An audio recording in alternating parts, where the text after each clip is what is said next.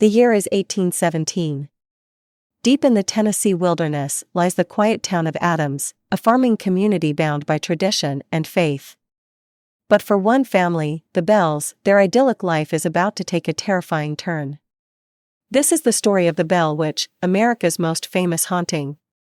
A tale of spirits, vengeance, and the unexplained that continues to baffle historians and paranormal investigators alike. Over 200 years later, the legend of the Bell Witch endures. From books and documentaries to Hollywood films, the story has captivated countless minds. But how much of it is truth, and how much is folklore? Join us as we unravel the chilling tale of the Bell Witch. John Bell was a farmer of Scottish descent who moved his family to Adams, Tennessee, in 1804. With his wife Lucy and their children, he hoped to build a new life in the fertile lands of the Red River Valley.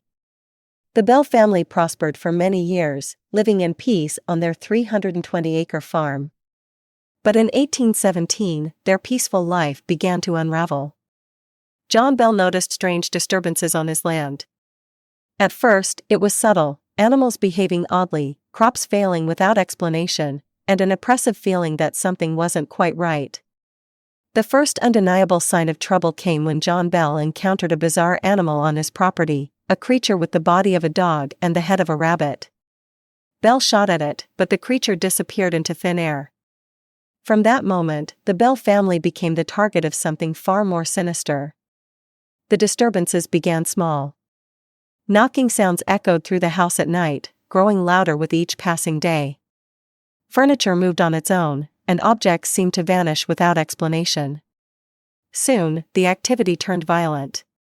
The Bell children were pulled from their beds by invisible hands, and hair was yanked from their heads. The youngest daughter, Betsy Bell, bore the brunt of the attacks. The entity slapped her, left scratches on her skin, and even pulled her hair with alarming force. The family's fear turned to desperation as the spirit began speaking. The entity claimed to be a spirit named Kate, and it quickly earned the name, the Bell Witch. It was cruel, mocking the family and predicting calamities. Yet, at times, it showed an odd kindness toward Lucy Bell, John's wife, offering her comforting words and compliments. As news of the haunting spread, curious neighbors and visitors flocked to the Bell home, hoping to witness the strange phenomena. The spirit seemed to enjoy the attention, answering questions and even quoting Bible verses with eerie precision. Among the visitors was Andrew Jackson, a future U.S. president. Jackson, intrigued by the stories, decided to investigate the Bell Witch for himself.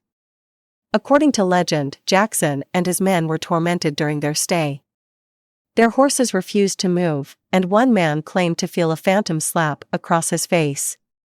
Jackson allegedly declared, "I'd rather face the entire British Army than spend another night with the Bell Witch." By 1820, the Bell Witch's attacks focused almost entirely on John Bell. He grew weaker by the day, his health deteriorating rapidly. The spirit taunted him relentlessly, calling him Old Jack Bell and vowing to end his life. On December 20, 1820, John Bell was found dead in his bed. Beside him was a mysterious vial containing an unknown liquid. The Bell Witch claimed responsibility for his death, boasting that she had poisoned him. To test the claim, the family gave the liquid to a cat, which died instantly. The vial was thrown into the fire, and the flames erupted in a strange, unnatural color. Over the years, countless theories have emerged about the Bell Witch. Was it the spirit of Kate Batts, a neighbor who had a feud with John Bell? Or was it a manifestation of guilt and stress within the family, fueled by superstition and fear? The Bell Witch could have been a hoax, orchestrated by one of the family members.